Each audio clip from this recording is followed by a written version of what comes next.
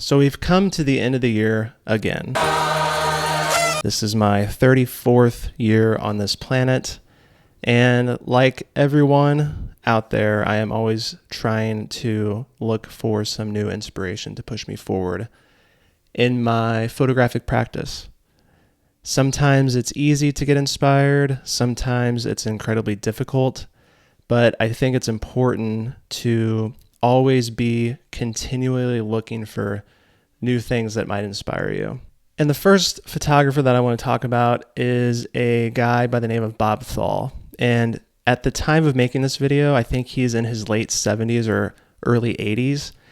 But he made a lot of work in the 1970s and 1980s in and around Chicago. And he also made a ton of work just all over the United States. And I'm drawn to his work because of, well, not only because he's not as popular as, say, a Joel Sternfeld or a Stephen Shore or the Beschers out in Europe, but he made a body of work over a long period of time that just doesn't get as recognized as many other photographers. And that doesn't diminish the work at all. And I think a lot of people might see that and look at the work and have this preconceived notion that it's not good or it's not worthy because it didn't get as recognized as other people. And that's just simply not the case. A lot of his work kind of coincides with the work that I'm making right now in downtown St. Louis. It's a lot of urban architecture, and I just love how his buildings are straight, the perspective is right, the edges are clean. That is like a lot of the work that I'm making right now. And it's just really cool to see someone that was making work in the Midwest and doing it in a way that's kind of timeless in a way. Because if you look at his photos from 1976 and then you look at his photos from 2012, they look very similar. You can't really tell the difference. And the only way that you can is because of maybe some of the vehicles or maybe how someone's dressed. And I think what inspires me the most about this work is that I want to make this clean work like a Bob Thal does. And I want the landscapes to look epic, and I want the urban architecture to really stick out. But on the flip side, I also want to include portraits that are like an August Sander or a Brian Scootmont. And then I want to have some wrenches thrown in there like a John Gossage type, where it's not as clean and it's not as predictable and it's a little bit dirty on the edges. So seeing work like that and then seeing work from other photographers and just combining it all into one project, I think is what inspires me the most. And then moving on to a more portrait-centered photographer is a Dutch photographer by the name of Dana Lichtenberg. And I've mentioned her in a previous video with her book, Imperial Courts, but I just think it's important to really emphasize the work that she did in South LA. So the background on this project started with a video that came out of the beating of Rodney King by 4 police officers. And this was on top of already everyone talking about police brutality in the early 90s.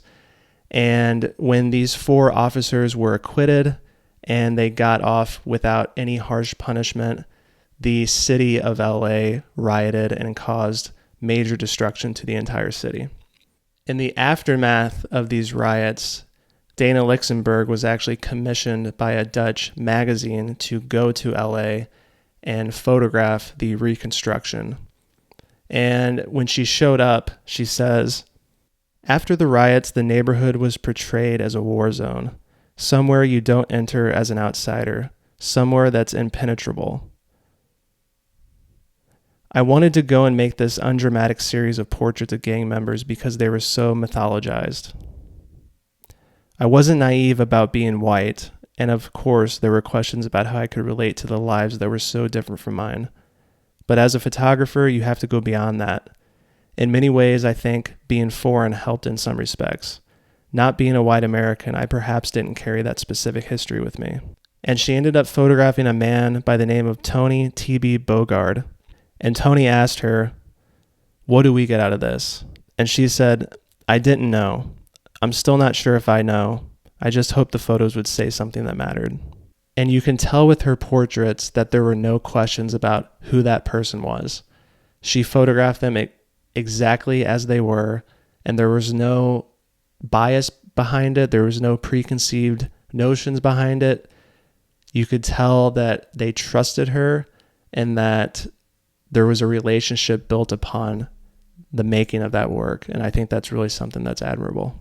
So I just briefly want to speak about a couple of photo books that I continually pull off my shelf and look at. And these are not going to be books that were made or came out this year, but like I said, it's just the ones that I keep coming back to.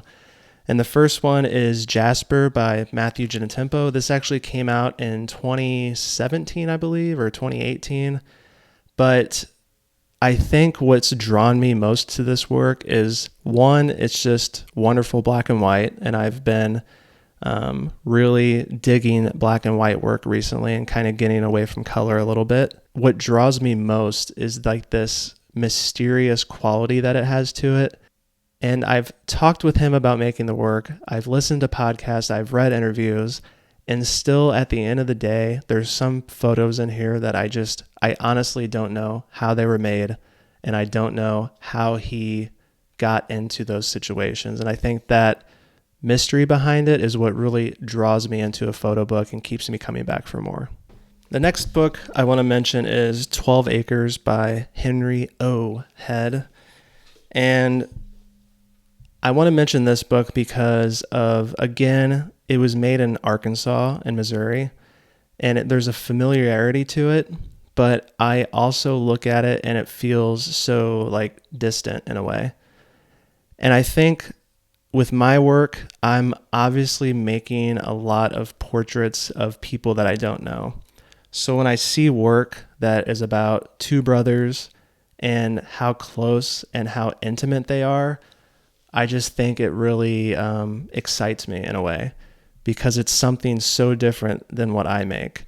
And I don't know if I'll be making work down the road that's a little bit more personable and closer to my heart and more intimate like this work, but it makes me excited for the future, and it makes me excited for potentially changing things up and getting away from photographing people I don't know and getting a little bit closer to the people that I do know. And not only that, but seeing Henry's trajectory and how he made this work over such a short period of time. And then he just made a book dummy and went down to Texas and showed it to Brian. And then he has a book and he's doing all these amazing things. It makes it seem within reach and it makes it seem possible. And it's just really cool to see that from such a amazing individual and such a rad photographer. The next book I want to mention is Lost Coast by Curran Hadelberg. And anyone that watches this channel will probably recognize the name Curran Hadelberg, but he actually came out with this first edition of this book more than 10 years ago. And it's sold out immediately. And then secondhand copies were upwards of $500, $600, $700. So it was going to be inaccessible for 99.9% of photographers out there because nobody can afford that. And he made this work in Eureka, California. And what draws me to it is that it is just different than the work that I make, especially right now. It's color work. It's shot on medium format film. It's very of the moment. He would spend hours or days with the individuals that he photographed. And it also just has this mystical quality to it, kind of like Jasper in the same way. I don't know how he met these people. I don't know how he got into some of these situations. And that's the other thing. Like, I can't help but look at these projects and these photo books as a photographer. So not only am I looking at the actual quality of the images and the quality of the photo book, but I can't help but think about the situations that he was in and the things that he had to do in order to get some of these photographs. And I also want to applaud TBW for making this second edition very affordable at $60. They probably could have made it $100 or $150 and sold out of everything that they would make, but they wanted to make it accessible and they wanted to appease the photographers that didn't have a chance back in the day to get it. So I really applaud them for that. And I really think everyone should own a copy of this because it's beautiful work, and I think you'll be inspired every time that you pick it up. The next two books that I want to mention are small in scale, but that doesn't mean that the quality is not there. This first one is called Where You Were When by Taylor Galloway. And as you can see, it is very small and it's printed on newsprint. The cover is just a vellum cover, and there was only 100 copies of this made. And on top of that, the photos in this book were made in August of 2024 over a period of 4 days. And I bring up this book because I think a lot of people might have in their head an idea of this grand thing, this grand project that they have where it has to be a hardcover book. It has to be on the best paper possible. It has to be 2,000 copies. I have to sell out of everything. And it's just not how it is. You can easily make something like this with materials that you can either source yourself, or you can reach out to someone, or you can do a print on demand service. As long as the work is good and as long as the work is high quality, it doesn't really matter what physical item it is, because people are going to speak to the work and connect with the work. And that's really all you want out of photos that you make. And that's important for me to hear because I had these grand ideas about what I wanted to do and what I wanted my projects to be. And it just doesn't need to be that. You can make it whatever you want it to be. And if you want to make a book out of your vacation photos, you can do that. It's about the work that's in the book, not the actual physical thing. The last photo book that I want to talk about is Upset City by Cody Haltom. And he is a photographer and designer from Texas who works for Trespasser, but he came out with this book titled Upset City, which is basically just photos of people looking depressed and sad at sporting events. And if this was small scale, then this is super small scale because it's only a couple pages of newsprint, and that's pretty much all it is, just pictures of people looking upset at sporting events. And it just goes back to this idea of it doesn't have to be this big thing. Photography or photo books can be fun. Zines can be fun. It doesn't have to be this big idea like Imperial Courts, and it doesn't need to be as intimate as a book like 12 Acres. You can just have fun with it, and you can make it yourself. And at the end of the day, if it keeps you inspired and keeps you creative, I think that's what everybody wants. I do want to mention some YouTube channels. I know I haven't got that inspired from YouTube recently, and that makes me sad to say, and I don't think it's anything that has to deal with anyone else making YouTube videos. I think it mostly has to deal with me and how I take in YouTube videos, but I'm still getting massive inspiration from people like Pauly B and my buddy Bray and Logan Baker whenever he does make a video, which doesn't happen very often. But recently I've been really enjoying Small Photobook Cult, which is just an interview series where they go over a specific photo book. And it's longer interviews. There's not a lot of fancy things going on. It's just looking at a photo book and talking about it. And I think at this point he has over 50 interviews, and they're just really well composed interviews. And I think there's a lot of good information that comes out of them. So Small Photobook Cult, if you haven't heard of them or haven't watched any of their videos, I would highly recommend it. And the last person that I want to talk about is an actor by the name of Ethan Hawke. And I'm sure a lot of people know about him and his movies, but I don't know if a lot of people listen to his talks and interviews based around the artistic practice. And I think that's where a lot of people can learn a lot of things about photography and themselves if they listen to him speak about what it's like to be an artist. If your priority is what can I contribute, how can I be of value, it's a more substantive priority. Because when you're chasing this cloud of cash, it's really distracting because everybody wants cash. Everybody wants life to be easy.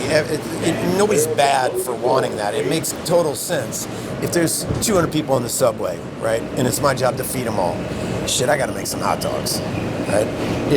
If it's just her and him, I can say, what do you like to eat? And I can make a really great meal. And I can have a meal that nourishes you and leaves you with something. So when you start writing specifically or performing specifically for a specific audience, for like-minded people, then you're going to make less money because you're going to serve less people. Yeah. But then you can be proud of the work you did over time. But let me tell you, it's hard.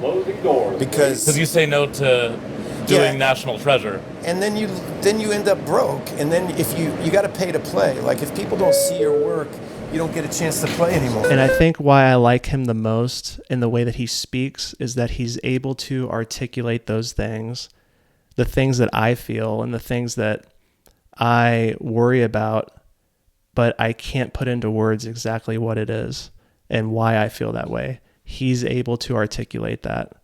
And I know that comes from experience and it comes from age and time and being a little bit more wise than me. But I can't help but think about my older videos on YouTube and how it was so much harder for me to articulate some things that I was feeling back then. And now I think I'm able to do that because it just comes with time and it comes with experience and it just comes with learning about yourself. And listening to him, he pushes me to do that even more. And I think a lot of people can learn something about themselves and something about their photography if they do that. So I hope you guys enjoyed that video. If you have any questions about anything, let me know.